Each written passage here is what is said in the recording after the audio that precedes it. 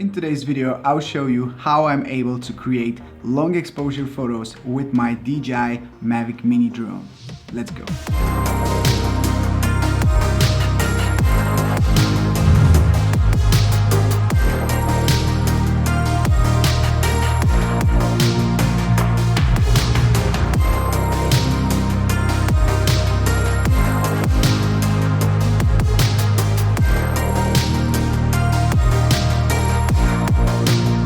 What's up everybody, this is Mike. Welcome back to another video. Very good to see you. I hope you guys are doing well. And in today's video, I'll show you the necessary steps you need to take in order to create long exposure photos together with your DJI Mavic Mini. Recently, I got this thing in the mail. These are the ND1000 and ND2000 filters from Freewell, and these are the filters you will need if you want to create long exposure photos. Generally, long exposure photography is this type of photography which allows you to seriously reduce your shutter speed so you can showcase that movement of specific object that you have selected. I'm a huge fan of long exposure photography. Here are some shots that I've taken previously with my different cameras, and I love that sense of movement that these photos are provoking when you start looking at them. So now you can do that as well with your Mavic Mini, and these are the ND filters, like I said, that I was able to use to create that sense of movement. These are pretty much the darkest glass possible that you can put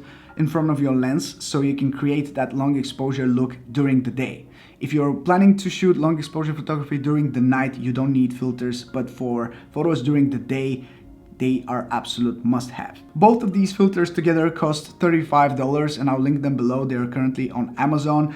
But for a regular day, regular usage, I would go for ND1000, and if the weather is really sunny, really bright, I would go for ND2000. The installation process of the filters is pretty self-explanatory. It's pretty simple. All you need to do is to slide the filter over your Mavic Mini's lens and you're good to go. One thing that I would definitely recommend you to do is to put your camera settings in auto as soon as you install the filter on your drone. That will allow you to see where you're going, because otherwise, if you're using manual settings, there is a huge chance to have a really dark image on your screen and you won't be able to see everything. So keep everything in auto until you're ready to shoot your long exposure photos. As far as camera settings go, you really don't need anything too specific. All you need to do is put your ISO at the lowest possible, which is 100, and then it's a matter of experimenting and trying out different shutter speeds.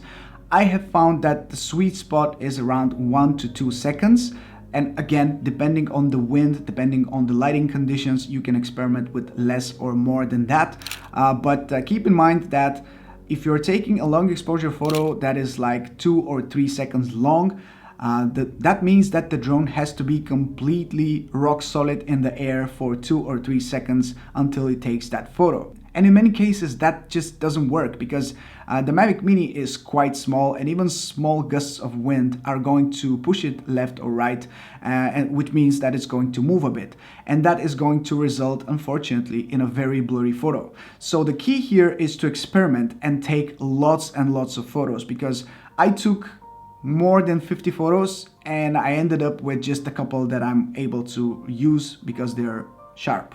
The rest of them are just too blurry and are extremely unusable. So keep that in mind. If you want to take long exposure photos, you need to arm yourself with lots of patience, and you need to be prepared to have lots of blurry photos that you just have to delete afterwards. But once you find the sweet spot, which, like I said, is between 1 and 2 seconds, keep taking those photos, because you never really know how the end result is going to look like until you see it later on your computer. Sometimes watching what type of photos you took on the screen of your phone or your device could be useful and helpful, just so you know how the perspective looks, how the angles are.